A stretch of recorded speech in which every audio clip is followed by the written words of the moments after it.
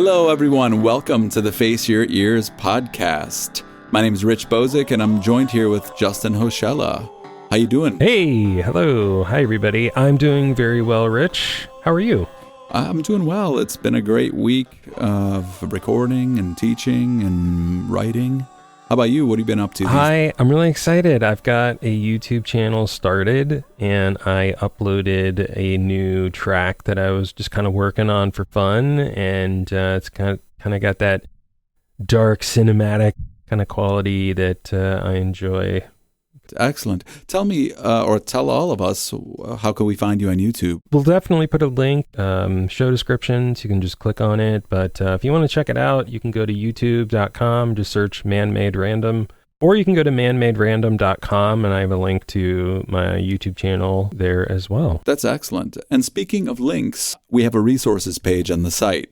As we do episodes, we put up useful bullet points, materials, funny pictures that have to do with the topics that we're talking about every once in a while. So definitely check out the resources page on our site, www.faceyourears.com. Tell us, Justin, is there anything new on the podcast front to tell our listeners? Why, yes, there is. So if you happen to be a gigantic fan of Pandora, Stitcher, or SiriusXM, we have fantastic news for you, because Face Your Ears will now be available on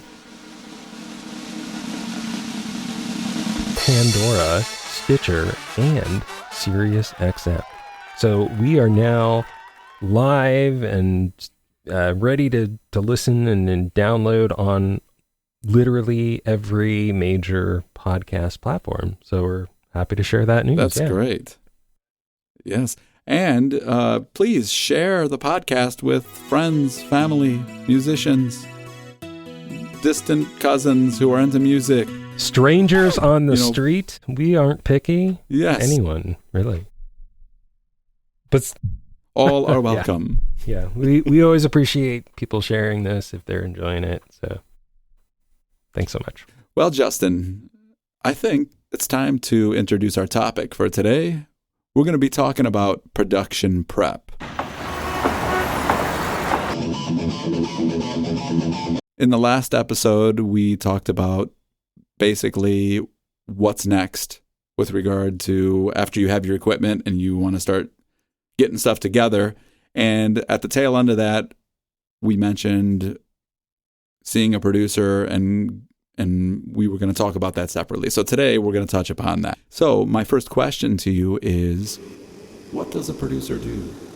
Yes, a very big question. But essentially, what a producer oftentimes does is relative to the project. For instance, if the producer is working with a songwriter who has maybe just a simple melody, the producer's role can be to be that sort of arranger, composer, orchestrator, to really flesh out that song, depending on what the vision is. What do you mean by arranger? What is that? As we think about composing a song, we have different parts of the song. So, that could be an introduction, right? That could be verse 1. That could be the chorus of the song, the sort of refrain that we often sing to ourselves, as we're driving in the car, that kind of thing.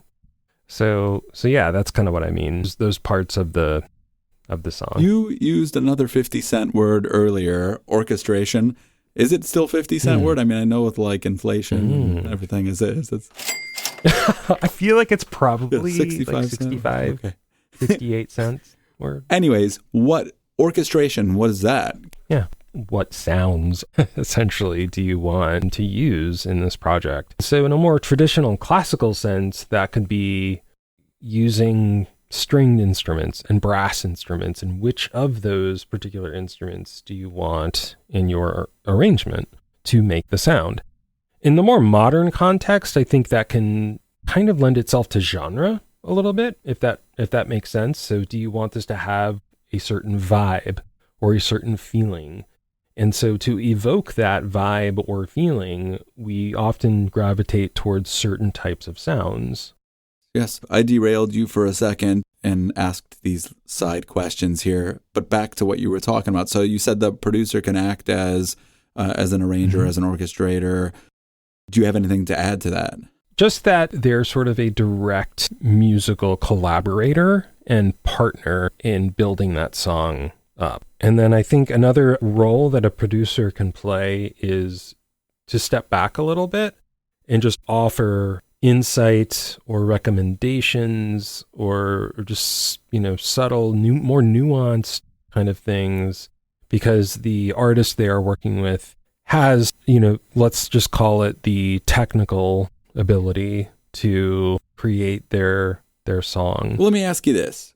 So I come from the underground scene, and in the underground scene, a lot of underground bands and solo artists and whatnot kind of can look at producers sometimes almost with a little bit of like, oh, this is going to be the guy who steps in and changes my sound and forces me to whatever, fill in the blank, is going to alter my sound in a way, and it's going to be against what I'm trying to do. This is, I'm trying to do my thing, and this is, what do you have to say about that? Personally, that's the sort of mindset I have already going in, because I meaning you're going to be the shady guy who comes in and tries to change people's. No, meaning I can empathize with that, because I too. Okay, I know I'm messing with you.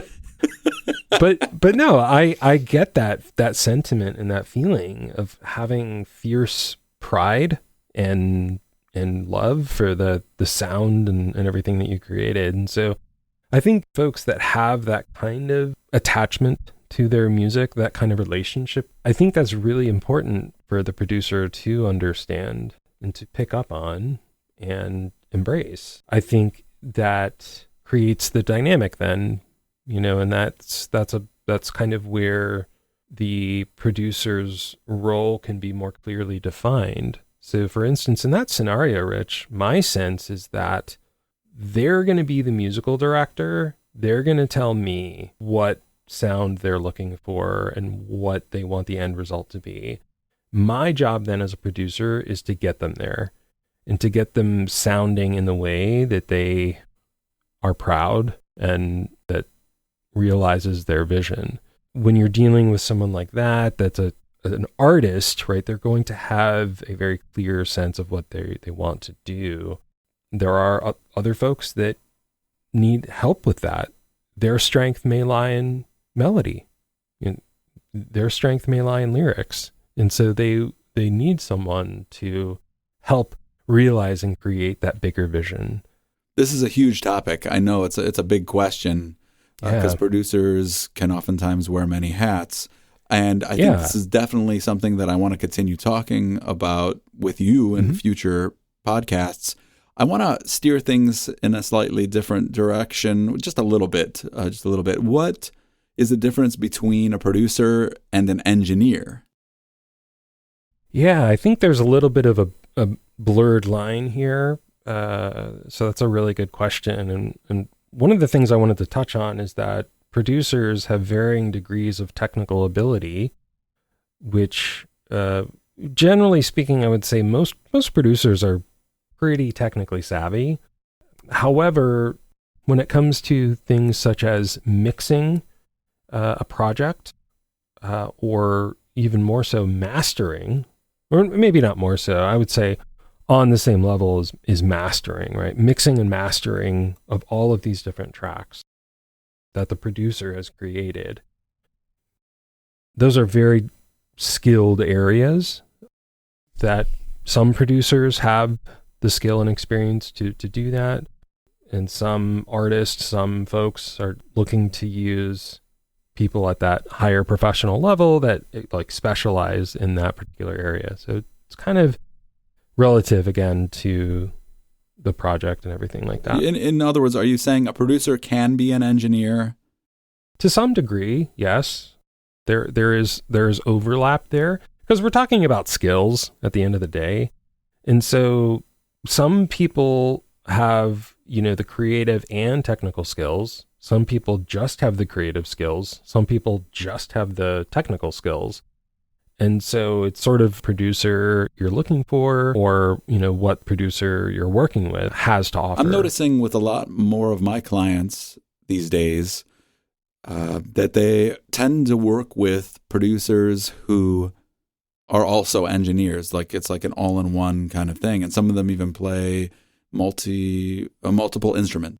I see in your studio that you have instruments and all of the recording equipment and everything. So would you call yourself like a producer who also does engineering and does instruments and things like that?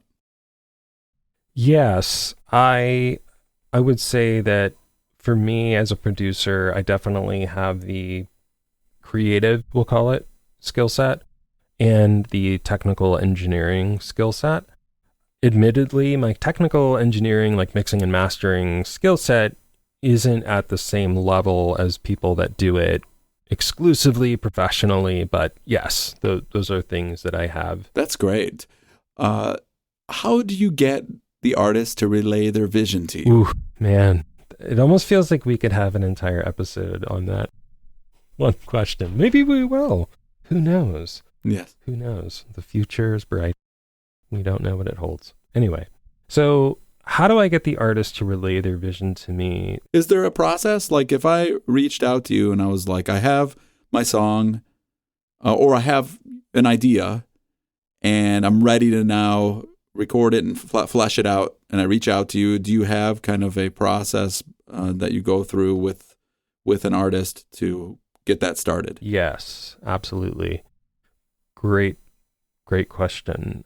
So the first thing that I look for is just very practical, which is some examples of the sound that they're looking for. So that helps me understand a general genre or direction that they want to move in. So if they send me some stuff that's like speed thrash metal, it's a very clear indicator where they want to go versus traditional pop or rock or whatever it might be. So just that helps get a general sense of things. More so, I think it's to go a little deeper. It's helpful to have a few songs within that sort of genre or style that they're looking for, because then what happens is I can start to identify themes.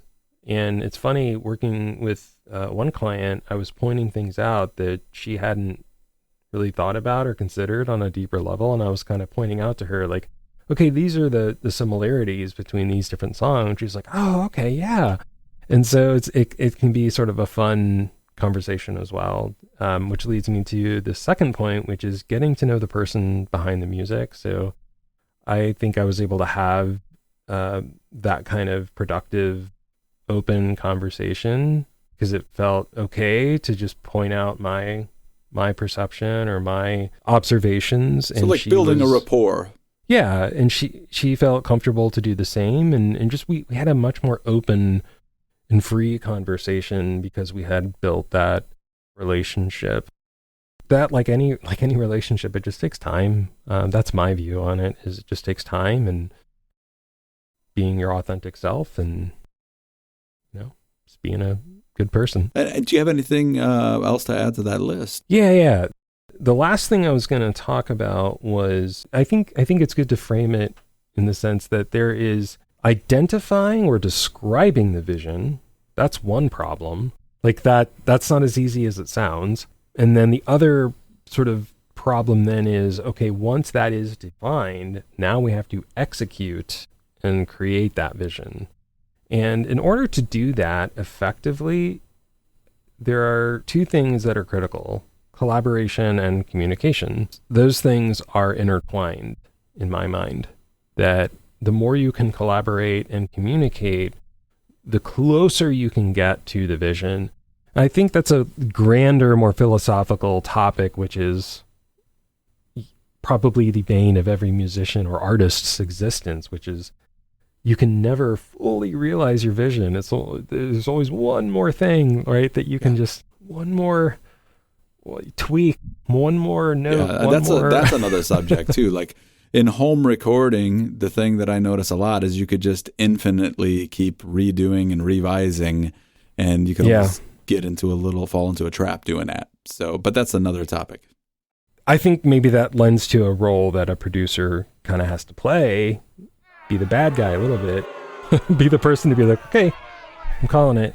This is done. So I've definitely had that experience too. So how do I talk to a producer? How do I go about getting things going? Like, is there a kind of lingo that I need to become familiar with? Do I need to like study all kinds of technical terminology to be able to relay my ideas?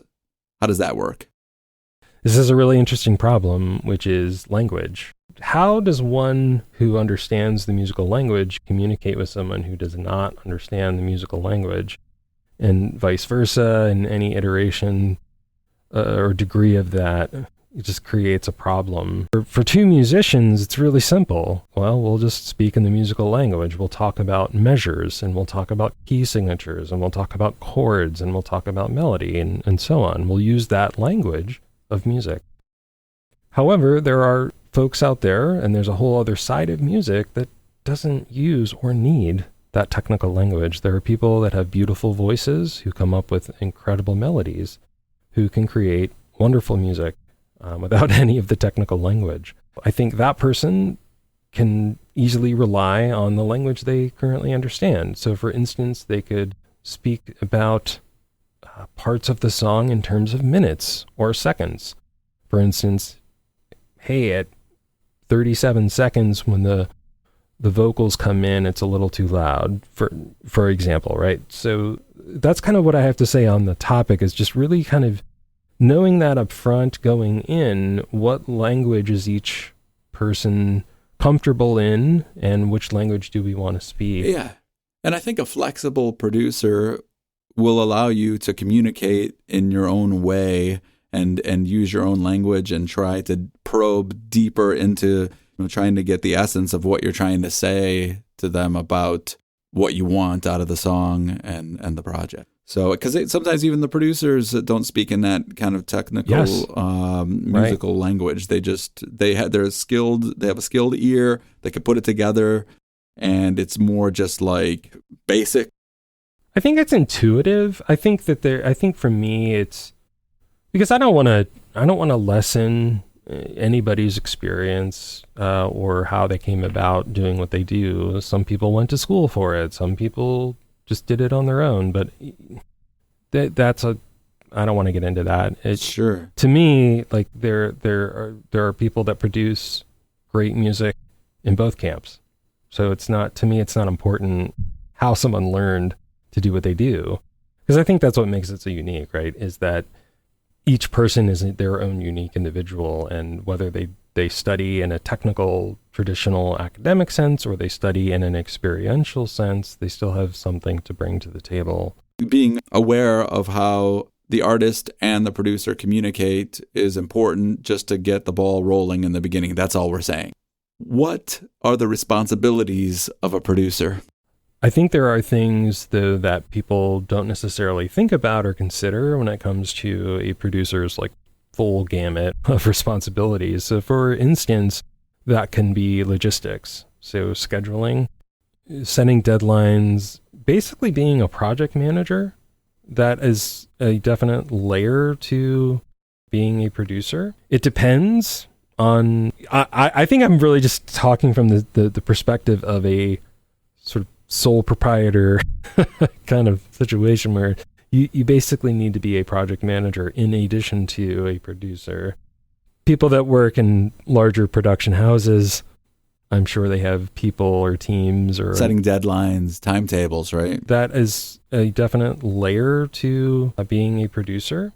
But generally for most producers, that's in some capacity part of the gig.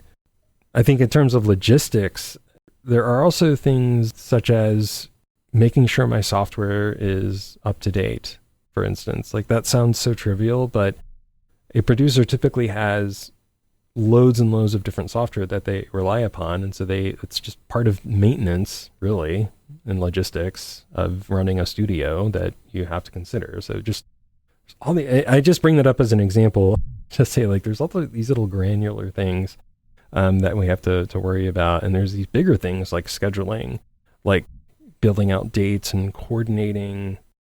So that could maybe be reaching out to somebody on Sound Better to get a guitar riff. Or that could be working with actual people you know, or people that are physically going to come in and record with you. And that brings us to people management. So getting people to do the thing that they need to do in order to contribute to the project and the song or the recording. I think there you can get into a bit of the producer's role as like a coach or a mentor or a guide or a counselor, whatever, to help people break through perhaps a mental block that they're having. Maybe they're frustrated with their performance, or maybe there's some other barrier that producer can help remove, whatever that might be. So I think that's part of it as well. That's great. Just hearing you talk about all of this, and thank you for all that valuable information, it makes me realize that really the whole procedure and process is kind of a two-way street. There's, when you enter into like an agreement with a producer to work on a song, everyone's got to come to the table ready with ideas, ready to work, and with a vision, and to think through it and map things out to help things run smoothly. I want to thank you for today's episode. Good info, man. Definitely. I think there are a lot of things to unpack from that perspective, and I look forward to doing that in a future episode with you. Awesome. Thank you for meeting up again. Thank you to all of our listeners, and until next time. Thanks, everyone. Bye. Thank you for listening to the Face Your Ears podcast. We hope you found it entertaining and informative. Check us out on social media and be sure to like, comment, and subscribe. For more information related to our podcast, head on over to www.faceyourears.com. Links can be found in the show description. And remember, whether you're a musician just starting out or a seasoned professional looking to talk shop, it's time to face your ears.